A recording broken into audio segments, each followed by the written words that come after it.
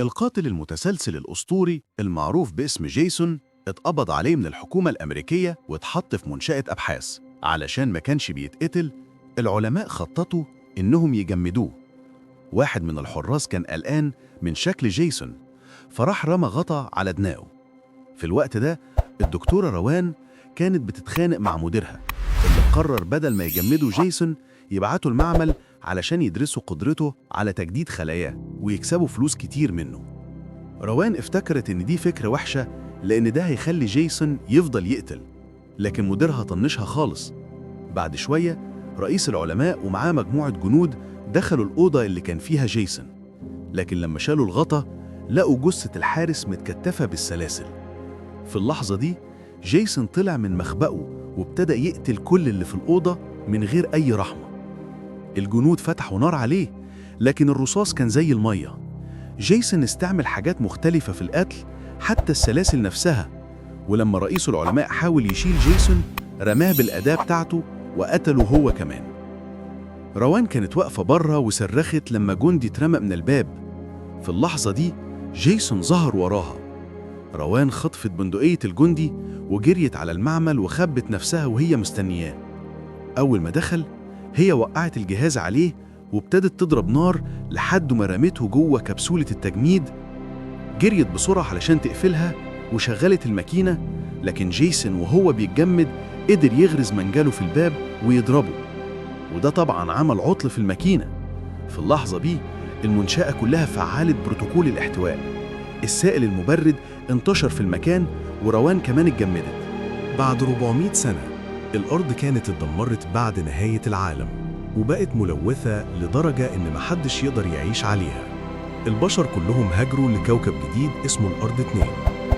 في يوم من الأيام الدكتور لاف مع فريق من طلبة الجامعة جم للأرض في رحلة استكشافية ودخلوا المنشأة. هناك فتحوا الكبسولة ولقوا جيسون متجمد جواها، وكمان لقوا روان نايمة على الأرض متجمدة. الفريق قرر فوراً ياخدوا الاتنين للسفينة بتاعتهم، وهم بيحاولوا ينقلوا جيسون وقع منهم ومنجله قطع دراع واحد فيهم اسمه أزريل. بس لحسن الحظ الروبوت KM-14 اداله حقنة بسرعة خففت الألم مؤقت. المجموعة أخذت الجثث ورجعت وسط عاصفة رملية لحد ما وصلوا للسفينة، والسفينة أقلعت فوراً ورجعت على السفينة الرئيسية. أزريل اتحط في ماكينة علاج، والتكنولوجيا النانوية رجعت دراعه في دقايق قليلة. جيسون وروان اتنقلوا لمعامل مختلفة علشان يعملوا عليهم فحوصات ويحاولوا يصحوهم. أول حاجة عملوها كانت أشعة سينية، وساعتها الفريق اتفاجئ إزاي جيسون ممكن يشتغل بمخ صغير قوي كده. في معمل تاني التكنولوجيا النانوية بدأت تصلح جرح روان، وفي نفس الوقت إدريان أخد جيسون لمعمل تاني علشان ياخد عينة من مخه. روان كانت مرعوبة وفجأة فاقت مذعورة. الدكتور لاف ضرب القلم على الترابيزة وشرح لها الموقف، وده خلاها تهدى شوية، لكنها اتصدمت لما عرفت إنها دلوقتي عايشة في المستقبل. بعد كده لاف راح مكتبه واتصل بمحطة أبحاث سولاريس وبعت لهم ملفات روان وجيسون، وكان طامع إنه يكسب شوية فلوس من الموقف ده. فكرة إن حد يكون متجمد 400 سنة ويتصحى تاني ما كانتش جديدة عليهم. بالنسبة لهم روان مش مهمة ولا مثيرة للاهتمام، إنما جيسون لسه جزار وسمعته لسه مرعبة حتى في المستقبل. لوف وافق إنه يبيع جيسون علشان الناس تتفرج عليه ويكسب من وراه. بعد ما البيزنس خلص، واحدة من الطالبات راحت لأدريان علشان تساعدها في شغلها وتاخد درجات كويسة. في الوقت ده أدريان شالت قناع جيسون واكتشفت إن وشه مشوه بشكل مرعب، فخافت ورجعته بسرعة وحطت القناع تاني وركزت في دراسة العينة اللي خدتها. ووراها على طول جيسون ابتدى يتحرك وهو بيفك التجميد.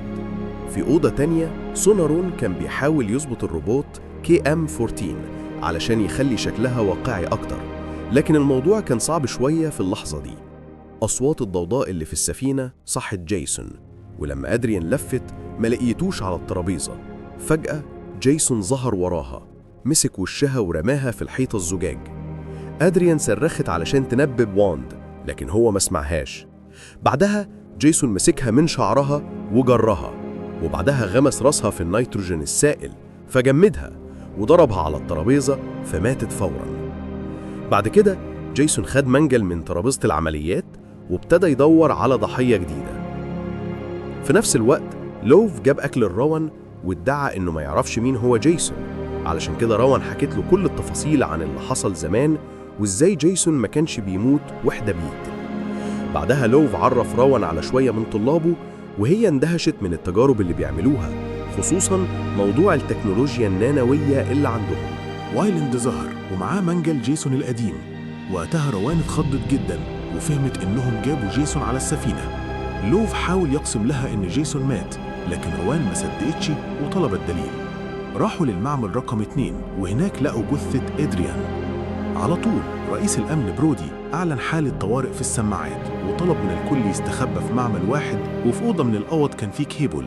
طلب منهم يجهزوا علشان يهربوا، بس فجأة جيسون ظهر على الباب وقتل الولد فوراً ودمه طرشة على وش كانسا اللي صرخت صرخة عالية جداً. جيسون بعدها جر الجثة بعيد، وكانسا جرت بسرعة على باقي الفريق علشان تبلغهم باللي حصل. برودي اتجنن وأمر جنوده إنهم يدمروا جيسون أول ما يشوفوه، بس لوف ما عجبوش القرار وطلب من برودي إنهم يمسكوا جيسون حي وقال له إنه هيديله فلوس كتير. في الأول اتخانقوا، لكن برودي وافق على مضض، بس قال لجنوده أول ما تشوفوه صفوه. الجندي دالاس دخل أوضة مظلمة بحذر، وفجأة وحش ضخم هجمه. دالاس ضربه بسرعة بالنار وأسقطه، لكن وحش تاني ظهر وراه. دالاس ملحقش يتصرف، لكن لحسن الحظ أزريال خلص عليه برصاصة واحدة. في الحقيقة الاتنين كانوا بيلعبوا لعبة محاكاة بالفيديو وما سمعوش إعلان برودي، ولسه كانوا هيواجهوا وحش تالت، لكن جيسون الحقيقي ظهر الأول. جيسون هاجم الاتنين بسيفه، لكنه اتلخبط لما شاف إنهم لسه بيتكلموا حتى بعد ما قطع راسهم. فجأة دالاس قال جيم أوفر، واللعبة اختفت وبين إن القاتل هو جيسون الحقيقي. جيسون مسك أزريال وضربه بالرصاص علشان يكبره ويسيبه، بس الرصاص ما عملش فيه أي حاجة. أزريال حاول ينط على جيسون من وراه، لكن جيسون مسكه بسهولة وكسر له عموده الفقري ورماه على الأرض. بعدين مسك دالاس وخبط وشه في الحيطة.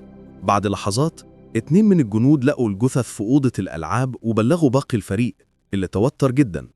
في نفس الوقت المهندس كراتش كان قاعد على مكتبه بيسمع في سماعاته وما خدش باله من حاجة. فجأة شاف جيسون بيقرب منه في المراية. قبل ما يلحق يتحرك برودي وجنوده دخلوا وضربوا نار عليه بالعشرات لحد ما دمروا نص الأوضة. بس لما وقفوا ضرب نار اكتشفوا إن جيسون اختفى. كروتش راح على معمل والجنود اتفرقوا يدور له عليه. كانوا فاكرين إنه اتصاب إصابات قاتلة، لكن ده سمح لجيسون إنه يكمل القتل براحة. أول واحد مسكه من وراه وكسر له رقبته في ركن مظلم. بعد كده لقى جندي تاني لوحده وهاجمه بالمنجل. القتال ابتدى والجندي قدر يدي جيسون شوية ضربات كويسة، لكن جيسون مسكه ورماه على الأدوات الحادة اللي خرمته لحد ما مات. الجندي التالت كان مستني في الأوضة وسمع صوت خطوات جاية من وراه. افتكر إن ده واحد من زمايله، لكنه اتفاجئ لما لقى جيسون واقف وراه. حاول يضربه، بس جيسون مسك السلاح منه وقطع بطنه والدم اتفجر في كل مكان. الجندي الرابع شاف اللي حصل فجري بسرعة يبلغ برودي، لكن قبل ما يوصل جيسون ضربه بخطاف ضخم وعلقه من رقبته لحد ما اتخنق ومات. برودي سمع صرخاته في اللاسلكي ففهم إن الجنود بيتصفوا واحد ورا التاني. حاول يجهز نفسه للمواجهة، لكن جيسون ظهر فجأة وهاجمه. حصل قتال عنيف جدا بينهم، وبرودي كان بيحاول بكل قوته يوقفه. قدر يديله ضربات قوية وأوقعه على الأرض، وكان باين إنه كسب. لكن وهو ماشي جيسون صحى تاني بسرعة وطعنه من ظهره بالمنجل.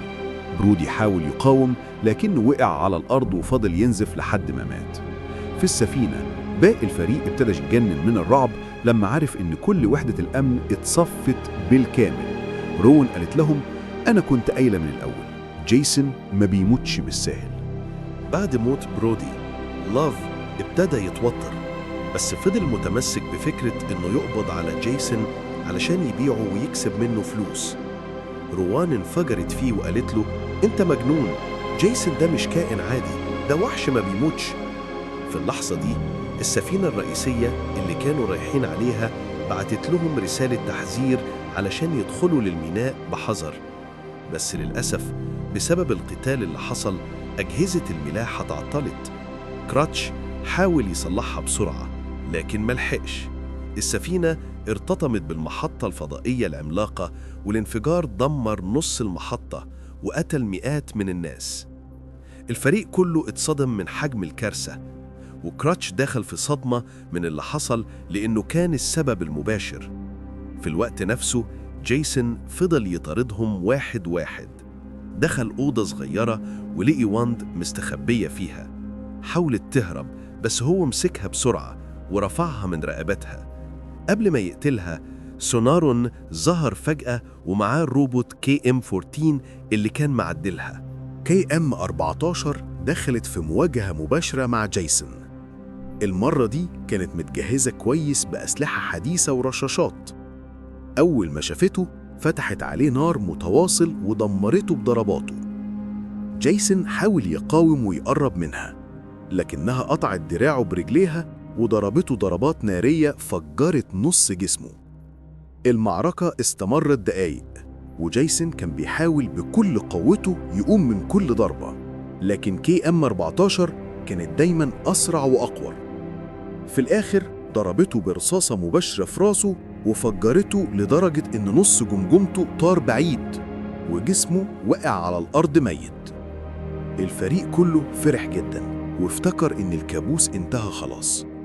روان أخيرا ابتسمت وقالت إحنا خلصنا منه.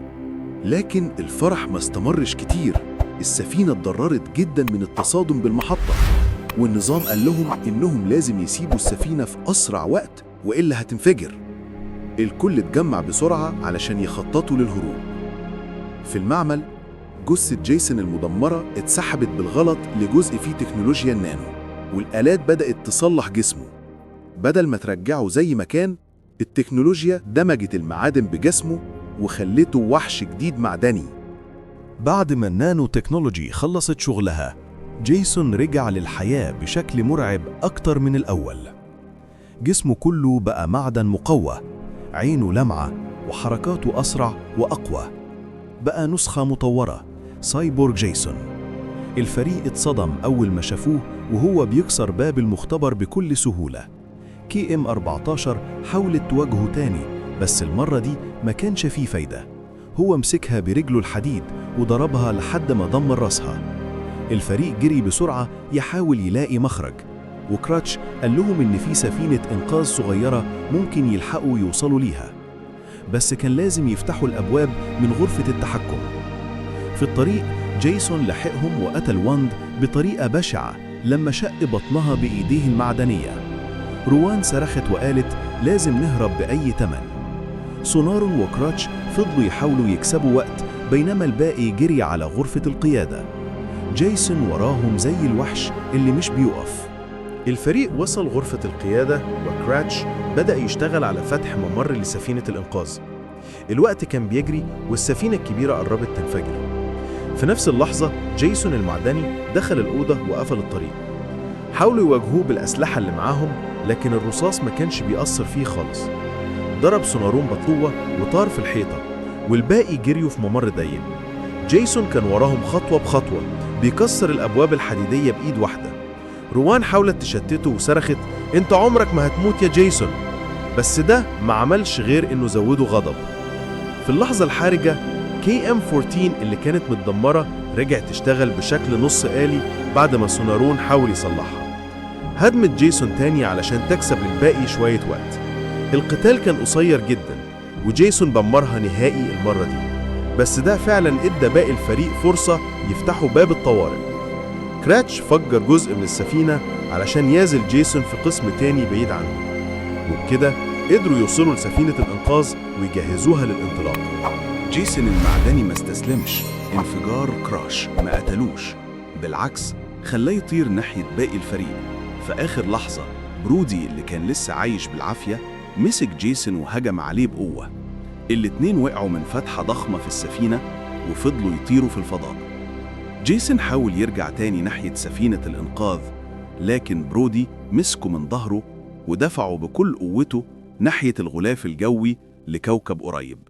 نار الاحتكاك ابتدت تحرق جسمهم، والاتنين وقعوا زي شهاب نازل. الفريق في سفينة الإنقاذ شافوا المنظر من بعيد، جسمين بيولعوا وهم بينزلوا على الكوكب. روان قالت وهي بتتنهد: خلصنا، أخيراً خلصنا منه. في الكوكب اللي تحت، جيسون وقع في بحيرة وقناعه المعدني طفى على المية.